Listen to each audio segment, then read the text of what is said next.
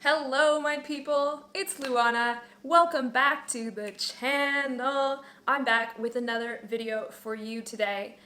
The age-old question, how do I stay calm in an argument? Cool as a cucumber. So I get this question all of the time, whether it comes to how do I stay calm in an argument? How do I stay cool on the first date? How do I stay, level-headed in a big interview or sales pitch, meeting, business thing, that I have coming up?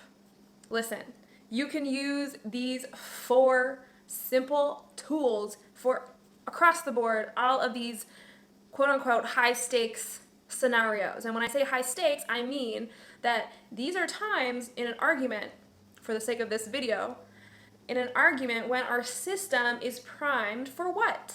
Fight, flight, or freeze. Our nervous system is like, I'm in danger. This person is coming at me with these opposing views. My whole sense of identity feels threatened.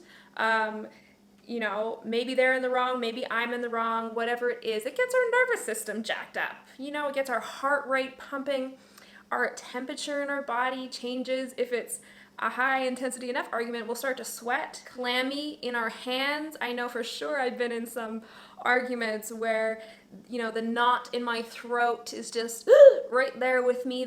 My stomach can start to feel like it's turning, right? That's a physiological response to a perceived threat.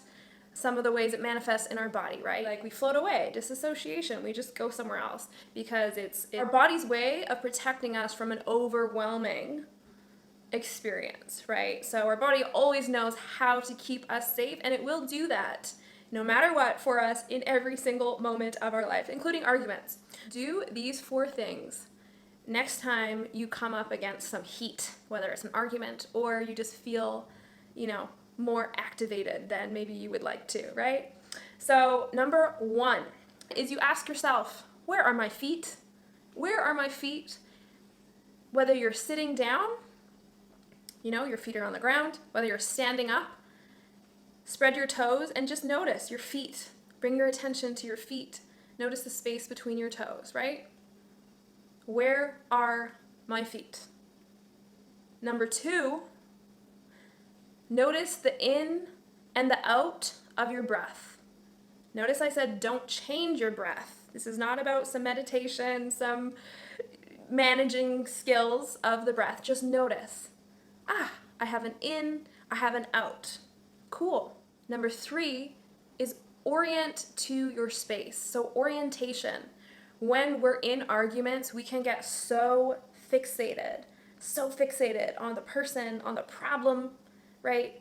That the adrenaline and cortisol in our body just takes us right into that survival mode and right out of our immediate environment. So orient to the space around you.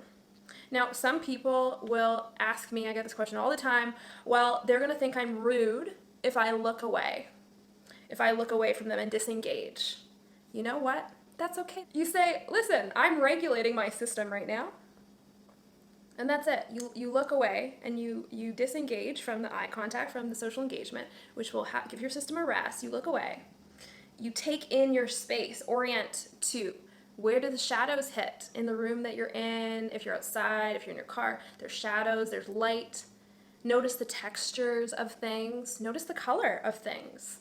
Slowly take in your space. We are mammals. Mammals do this organically. If you've ever seen your dog or cat walk into the room, they will naturally orient to their space, to scan for danger, to scan for threat. And when they don't see it, what do? They come to you for a treat, or they turn in 3 circles and lay down and take a nap, right? So their nervous systems are doing the same thing. They're up here, new space, and it drops down. Their systems drop down into more parasympathetic state, right? So you need to do the same thing. If you're in an argument or a high intensity situation, you pause and you take in your space. The 4th is you pause and regulate. You rinse and repeat the first 3 steps, right? Where are my feet? Bring your attention to your feet, wiggle your toes. Notice the in, the out of your breath for as long as you need to until you feel a shift.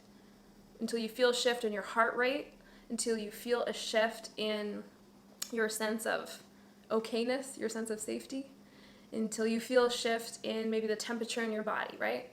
And then you orient the space. You slowly and diligently, purposefully take in your space. Where's the shadow, the light, the sounds, if you want to get fancy, shapes, the textures, and you pause and you repeat that until you notice your system coming down. And if you practice this on the daily, on the weekly, you will notice that you'll start to think more clearly because your system isn't overwhelmed with cortisol, adrenaline flooding your upper brain, that higher thinking brain. So you'll be able to think more clearly in high intensity situations. You'll be able to think more clearly than other people sometimes. When I used to work in the serving industry in big organizations, people used to come to me and be like, why are you so calm all the time in high stressful situations? I used to work in a seniors home and people used to drop on the floor. Sometimes we didn't know if they were alive or not. I know that sounds terrible that I'm laughing, but it's true, right? It's part of life. Things come up. We are in high intensity situations often. So you practice this and you get really good at it, and you'll start to notice in those situations, you'll do it automatically, and it'll make a difference in your relationships, in your day-to-day life. Thank you so much for being here. Like, comment, and subscribe. Turn on those post notifications so you know when I upload my next video, and I will see you very, very soon. Take good care.